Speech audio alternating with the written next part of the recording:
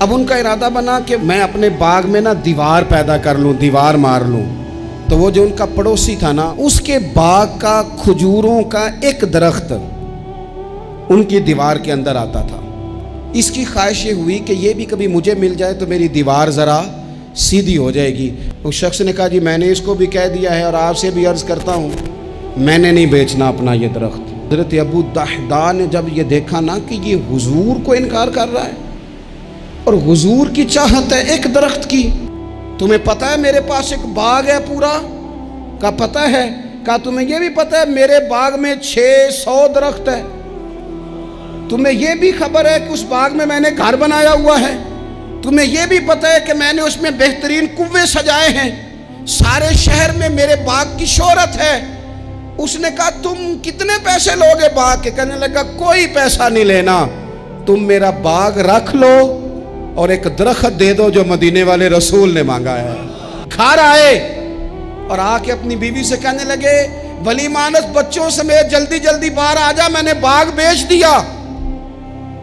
بیوی حیرت سے کہنے لگی یہ باغ بیچ دیا جس میں گھر تھا، کاروبار تھا، یہ بیچا؟ ایک عجیب روایت نظر سے گزرتی ہے کتب احادیث میں، جو بخاری مسلم کی شرطوں پر بھی اترتی ہے، صحیح ابن حبان میں موجود ہے۔ ایک صحابی ہیں حضرت ابو دحداء رضی اللہ تعالیٰ عنہ۔ ہوا پتہ کیا، مدینے میں ایک یتیم بچہ، بعض نے لکھا اور بعض نے لکھا ایک صحابی تھے، ان کا بھی کھجوروں کا باغ تھا اور ساتھ ایک اور کھجوروں کا باغ تھا۔ اب ان کا ارادہ بنا کہ میں اپنے باغ میں نا دیوار پیدا کر لوں، دیوار مار لوں۔ تو وہ جو ان کا پڑوسی تھا نا، اس کے باغ کا کھجوروں کا ایک درخت ان کی دیوار کے اندر آتا تھا۔ اس کی خواہش یہ ہوئی کہ یہ بھی کبھی مجھے مل جائے تو میری دیوار ذرا سیدھی ہو جائے گی۔ اس شخص سے کہا یار یہ میرے ہاتھ بیچ دے۔ کہنے لگا میں نے نہیں بیچنی، ایک درخت میں نے نہیں۔ بعض بندے اڑ جاتے ہیں نا جی۔ وہ صحابی یا وہ یتیم بچہ حضور کی بارگاہ میں حاضر ہوئے، کہا یا رسول اللہ صلی اللہ علیہ وسلم میری دیوار ٹیڑھی ہو جائے گی اور پھر میں پیسوں سے خریدنا چاہتا ہوں، آپ میری سفارش کر دیں کہ یہ ایک درخت مجھے دے دیں تاکہ میں اپنی دیوار سیدھی کر لوں۔ اللہ کے محبوب صلی اللہ علیہ وسلم نے خود بلا کے اس شخص سے کہا کہ میاں یہ تم اس طرح کرو، یہ شخص کوئی قبضہ نہیں کرنا چاہ رہا، کوئی جبر نہیں کرنا چاہ رہا، اور ہم بھی جو تمہیں پوچھ رہے ہیں وہ بھی اس دائرے میں پوچھ رہے ہیں کہ اگر تم راضی ہو تو ہم یہ کام کریں گے۔ تم اس طرح کرو کہ تم اپنا ایک درخت اس کے ہاتھ بیچ دو تاکہ یہ اپنی دیوار سیدھی کر لے۔ اللہ اکبر۔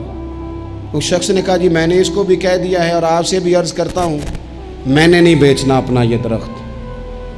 حضور نے بھی فرمایا، اب اسلام سختی کرتا نہیں۔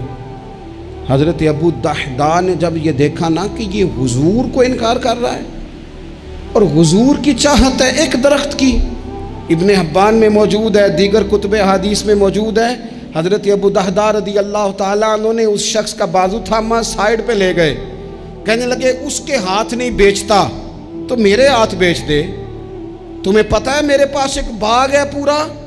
کا پتہ ہے؟ کہا تمہیں یہ بھی پتہ ہے میرے باغ میں 600 درخت ہے؟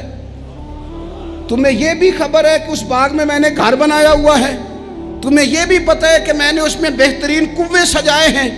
سارے شہر میں میرے باغ کی شہرت ہے۔ اس نے کہا تم کتنے پیسے لوگے باغ کے؟ کہنے لگا کوئی پیسہ نہیں لینا، تم میرا باغ رکھ لو اور ایک درخت دے دو جو مدینے والے رسول نے مانگا ہے۔ وہ ایک درخت بس مجھے چاہیے، ایک درخت، جیم جان دا کچھ وسا نہیں ہو، اے جان یار نو دے تے آزاد ہو جا، اس سے دل دہن فساد سارے، دل بر نو دے تے شاد ہو جا، بس وہ ایک جو میرے نبی کو پسند آ گیا ہے وہ تو دے دے، بس بات ختم ہو گئی۔ اس شخص نے سر سے لے کے پاؤں تک دیکھا، کہنے لگے مذاق تو نہیں کر رہے؟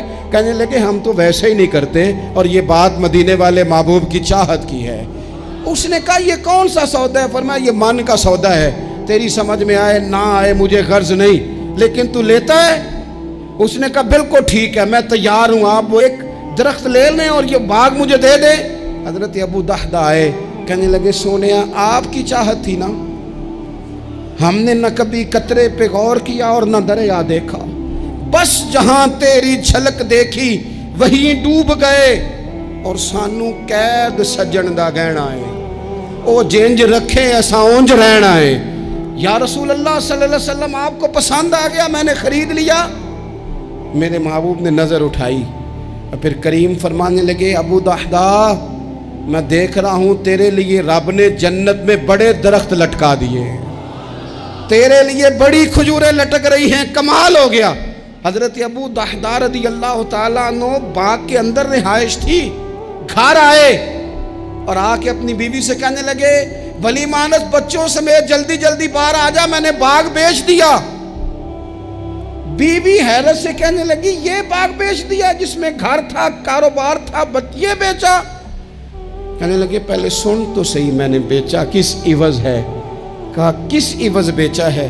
کہا میں نے حضور کی رضا کے عوض بیچ دیا ہے, میں نے جنت خرید لی ہے حضور سے, میں نے باغ دے دیا ہے, میں نے جنت کے عوض خرید لیا.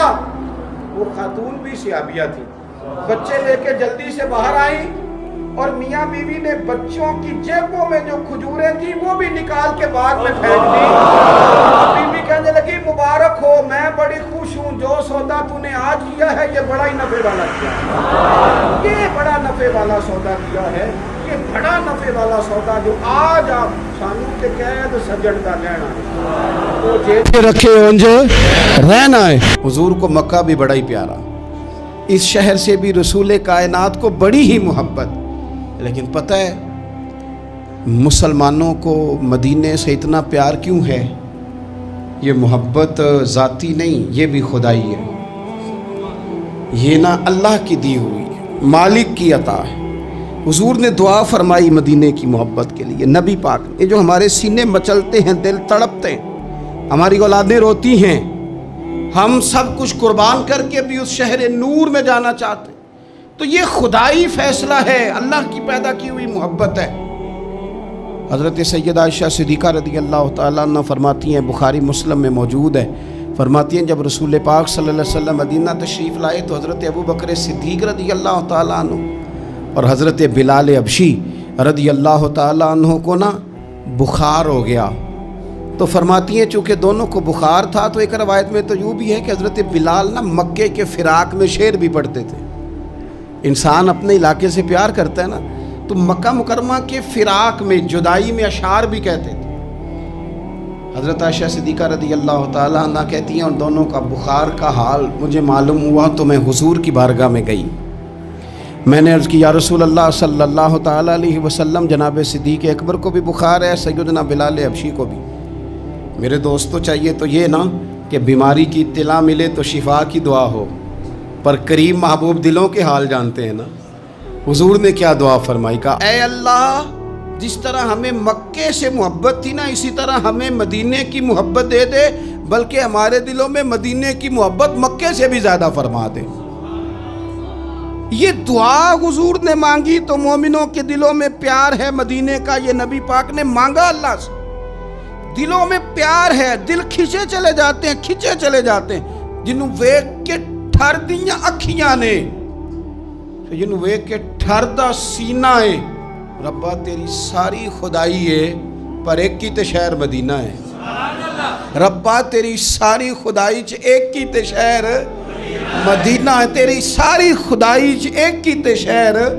جنہوں ویک کے ٹھر دیاں اکھیاں نے, جنہوں ویک کے ٹھر دا سینہ ہے, ربا تیری ساری خدائی ایک کی تے شہر مدینہ ہے. رسول پاک صلی اللہ علیہ وسلم نے دعا فرمائی, اللہ ہمارے دلوں میں مدینے کی محبت پیدا فرما دے, اور پھر فرمائے اے اللہ مدینے کو صحت مند شہر بنا دے, اور فرمائے اس بخار کو نا یہاں سے منتقل کر دے, جوفا کی طرف بھیج دے, اس بخار کو نکال دے, اس کو صحت مند. یہ کچھ دن پہلے نا عالمی ادارہ صحت نے رپورٹ جاری کی, یہ عالمی ادارہ صحت نے دنیا کے سارے شہروں میں صحت کے لحاظ سے سب سے زیادہ بہترین شہر رسول ہے, مدینہ منورہ ہے, مدینہ منورہ ہے.